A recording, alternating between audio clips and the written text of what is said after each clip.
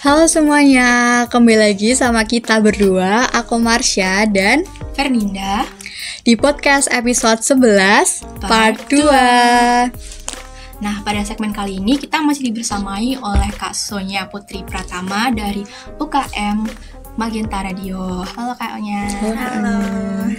Wah, segmen kedua ini kita akan menjawab pertanyaan titipan dari teman-teman yang kemarin tuh kita udah buat question box di Instagram Hima IPA. Iya Kak. Nah, di sini kita ngobrol santai aja ya Kak. Jadi tuh ada beberapa pertanyaan dari teman-teman Instagram Hima IPA. Kita langsung ke pertanyaannya aja ya Kak. Oke, yang pertama seru nih kayaknya. Anak IPA itu bisa nggak ya Kak kerja di perekaman gitu? Kalau bisa gimana tuh Kak caranya? Bisa. Bisa. Langsung lagi dulu. Iya.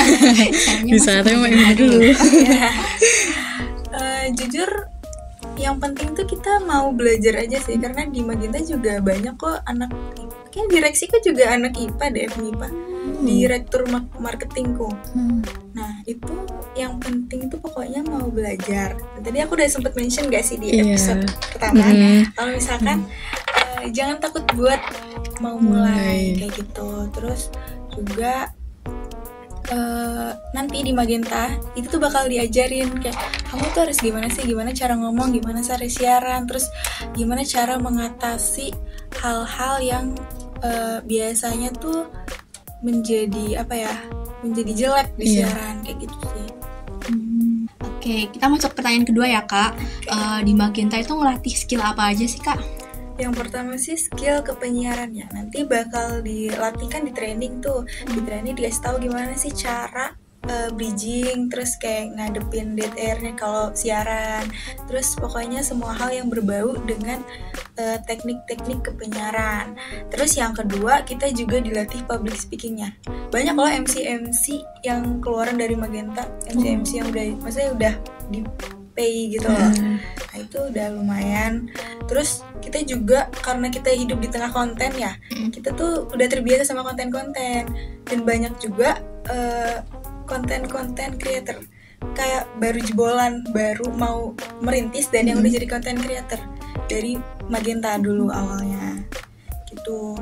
Terus selain itu kita juga organisasi sih, skill organisasinya, karena kita kan juga ngeran event-event dari internal maupun eksternal kan. Nah itu organisasinya tuh dilatih juga. Keren banget ya. Jadi manfaatnya banyak banget ya sini. Oke, mungkin lanjut ke pertanyaan yang ketiga ya. Ini tuh gimana sih cara agar public speaking-nya itu menarik gitu? Yang pertama yang udah sempet aku mention di awal, kita harus pede. Kalau misalkan nggak pede tuh kayak gimana mau public speaking tapi nggak pede kan kayak aneh banget gitu. Terus yang kedua kuasain materinya. Terus yang ketiga jam terbang sih.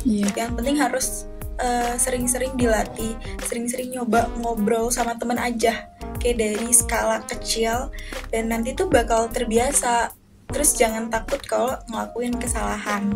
Tuh pokoknya coba terus sampai bisa, karena meningkat 1% tuh lebih baik daripada tiba-tiba kayak berharap mau 5% tapi ternyata jadi 0 gitu.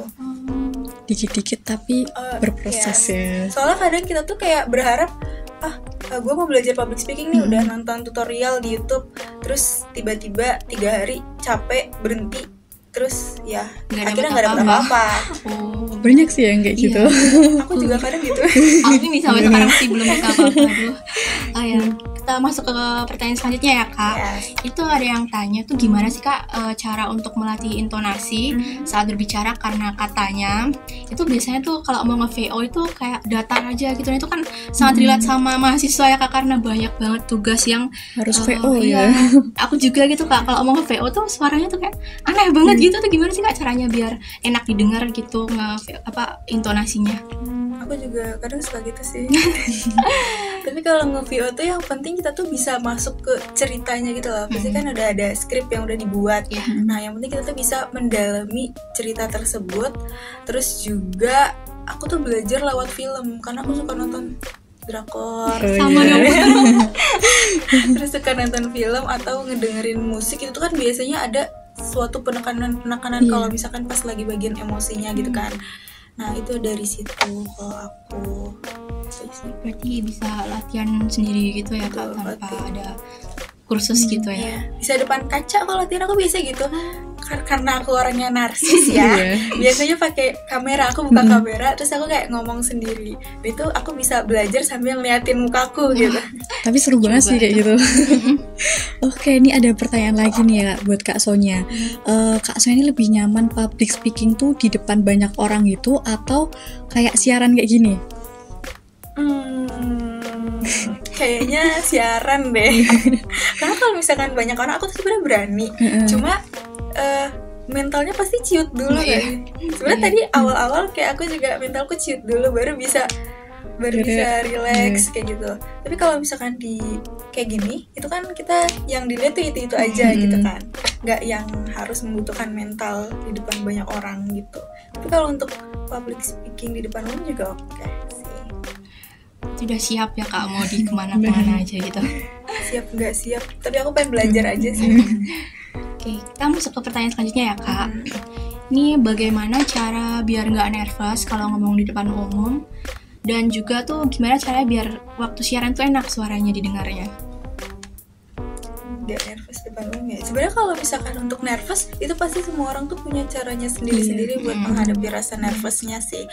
Kalau dari aku tuh biasanya sebelum siaran aku makan makanan yang manis dulu. Terus aku ngatur moodku. Jadi aku hilangin semua hal yang bikin moodku jelek. Kayak tadi sebelum kesini aku tuh lagi kesel sama doiku kayak gitu. Dulu aku lagi kesel ribut ya, tapi aku tuh kayak yang lupain aja deh. Kayak yang penting aku harus mengatur moodku biar tetap baik kayak gitu. Terus abis itu apa tuh tadi pertanyaannya? Suaranya tuh biar enak didengar gitu kalau lagi siaran. Kalau itu jam terbang sih. Iya. Sih awal-awal aku siaran juga suaranya cempreng banget. Tapi lama-lama kayak dengerin teman-temanku yang lain, terus dengerin atasanku siaran tuh oke. Jadi ya belajar aja kayak tadi aku suka bikin video kayak gimana cara siaranku gitu. Terus aku dengerin kira-kira apa sih yang harus aku improve kayak gitu. Ntar lama-lama bisa kok sama jam terbang. Kuncinya itu jam terbang. Berarti harus banyak cari-cari pengalaman gitu ya. Harus banyak belajar, learning by doing. Bener banget tuh teman-teman. Oke, ini pertanyaan selanjutnya tuh gimana sih cara attention getter biar pendengar fokus ke bahasan yang lagi dibahas gitu Kak? Oke. Yang pasti harus menyelipkan joke-joke yang ringan sih. Terus yang tadi aku udah sempet bilang up to date. Terus kita tuh nggak bisa kayak ngomong serius sampai akhir gitu kan. Yang penting kita tuh bisa bridging, namanya kalau di kita bridging. Itu gimana sih cara kita ngatur joke yang bisa masuk ke siaran itu. Yang penting biar audiensnya tuh nggak boring aja sih. Itu harus belajar. Aku susah sih belajar itu, jujur aja. Tapi ya harus dicoba supaya bisa.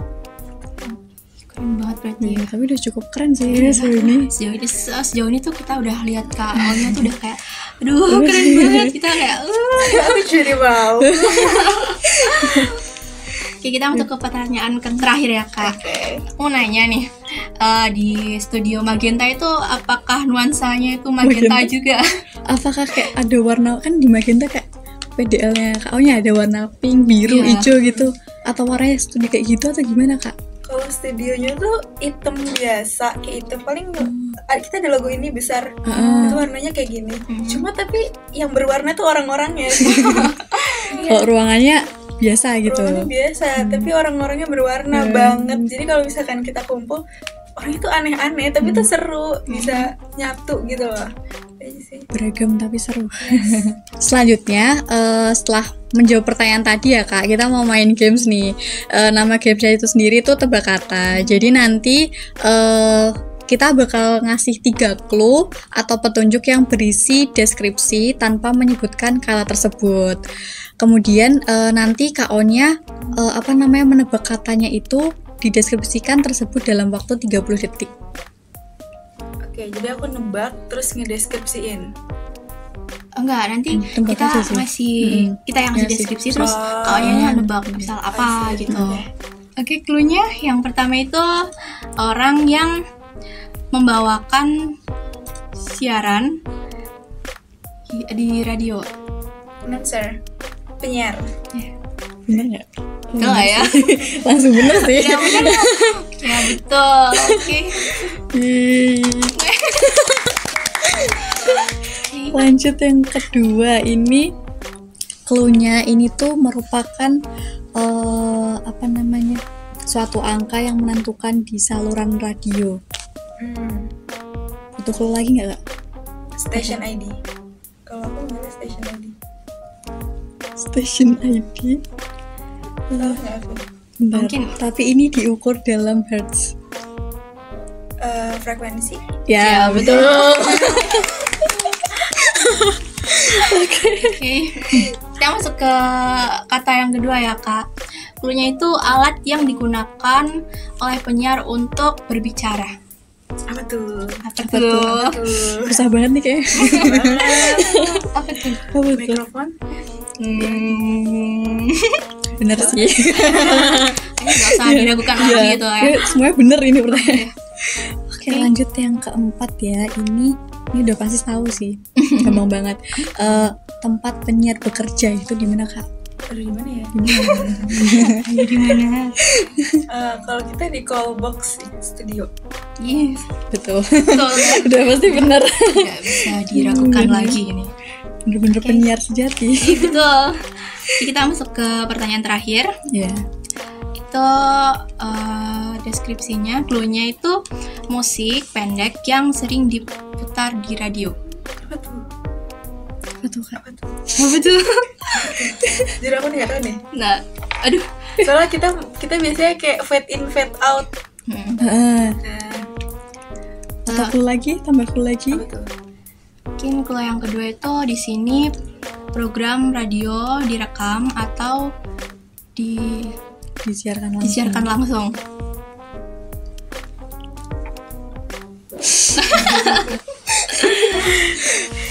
Jingle. Bener. Betul lagi, aduh. Keren banget kau yang bener-bener emang Semuanya bener ya. penyiar radio sejati gitu ya, Kak. Sepuhnya. Dari nggak diragukan lagi. Iya. Semuanya tahu tentang penyiaran gitu. Enggak juga. Oke. Kayak masuk Magenta. Ya, Tunggu pesen ya, ya, Kak. Kak. Adlibs terus ya. Oke, Kak Onya ini merupakan sangat inspiratif dan juga berwawasan ya teman-teman. Oke, semoga apa yang telah kita sampaikan dengan Kak Onya tadi, semoga bisa menjadikan diri kita ini bisa menjadi lebih baik gitu ke depannya dan bisa memetik sisi positifnya gitu. Iya betul Marsha. Terima kasih ya Kak Onya udah menyempatkan hadir ke sini di tengah kesibukan Kak Onya yang sangat-sangat sibuk gitu. Ya, semoga nggak kapok ya Kak ke sini. Aku juga minta maaf kalau misalkan banyak kurangnya dari aku. Udah nggak ada kurang lah, lebih ada banget kurang, ini lebih. Kak. Aku jadi terharu. Terima kasih ya buat kalian yang sudah mendengarkan.